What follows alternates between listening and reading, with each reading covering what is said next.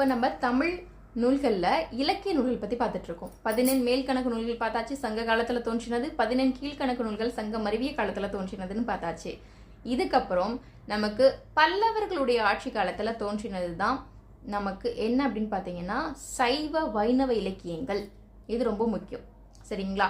ஏன்னா நம்ம தமிழ் மொழியில் கடவுள்களுக்காக பாடல்கள் பாடுறவங்க இல்லையா, அதை அந்த பாடல்கள் உருவாக்கி கொடுத்தது இந்த சைவமும் வைணவமும் தான். ஓகேவா? ஸோ அப்போ பாடல்களாக பாடக்கூடிய அளவுக்கு அந்த பாடல்களை எழுதி வச்சுட்டு போயிருக்காங்க.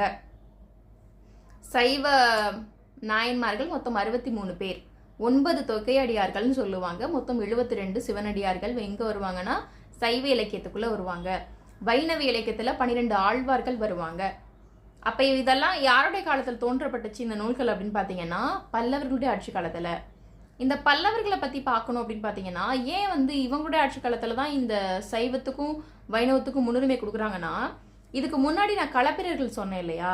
ஸோ களப்பிரர்களுடைய ஆட்சி காலத்தில் அவங்க என்ன பண்ணியிருக்காங்க அப்படின்னு பார்த்தீங்கன்னா சைவமும் வைணவமும் மட்டுமே இருந்துட்டு இருந்த தமிழகத்தில் அவங்க சமண சமயத்துக்கும் பௌத்த சமயத்துக்கும் முன்னுரிமை கொடுக்க ஆரம்பிச்சிருக்காங்க. அதனால சைவமும் வைணவமும் கீழே தள்ளப்பட்டுருச்சு, முன்னுரிமை கொஞ்சம் குறைவாக கொடுக்கப்பட ஆரம்பிச்சுது. அதனால பல்லவர்களோட ஆட்சி காலத்தில் என்ன பண்ணுறாங்க அப்படின்னு பார்த்தீங்கன்னா பல்லவர்கள் திருப்பி சைவத்துக்கும் வைணவத்துக்கும் முன்னுரிமை கொடுக்க ஆரம்பிக்கிறாங்க. அதனால இந்த பல்லவர்களுடைய ஆட்சி காலத்தை தான் என்ன சொல்கிறாங்க அப்படின்னு பார்த்தீங்கன்னா சைவ வைணவ சமயத்தினுடைய புத்தெழுச்சி காலம்னு சொல்லுவாங்க, சரிங்களா? இல்லாட்டி சமய இயக்க காலங்கள் அப்படின்னு சொல்லுவாங்க. சமய எழுச்சி காலம் அப்படின்னும் இந்த பல்லவர்களுடைய ஆட்சி காலத்தை தான் சொல்றாங்க. அப்போ சைவ இலக்கியங்கள் என்ன?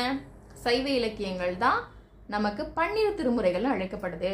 அப்போ வைணவ இலக்கியங்கள் என்ன? அது 4000 திவ்ய பிரபந்தம்னு அழைக்கப்படுது. இதெல்லாம் எதுக்கு நான் தெரிஞ்சு வச்சுக்கணும் அப்படின்னு நீங்க நினைக்க வேண்டாம். ஏன்னா நம்ம தமிழர்களா இருக்கோம், இதை பத்தி தெரிஞ்சுக்கலாமே. எவ்வளவோ நம்ம தேவையில்லாத ரீல்ஸ் பார்க்குறோம். ஸோ இதை தெரிஞ்சு வச்சுக்கிறது நம்மளோட நாலேஜ்க்கு தான் அது யூஸ்ஃபுல். ஓகேவா? ஸோ அவ்வளோதான். இப்போ பல்லவர்களுடைய ஆட்சி காலத்தில் தான் சைவமும் வைணவமும் புத்தெழுச்சி பெற்றுச்சு. இந்த சைவத்தை பற்றியும் வைணவத்தை பற்றியும் இன்னும் கொஞ்சம் டீட்டெயில்ஸாக உங்களுக்கு தெரியணும் அப்படின்னா கமெண்ட் பண்ணுங்கள், நான் உங்களுக்கு அதை பற்றி விளக்குறேன்.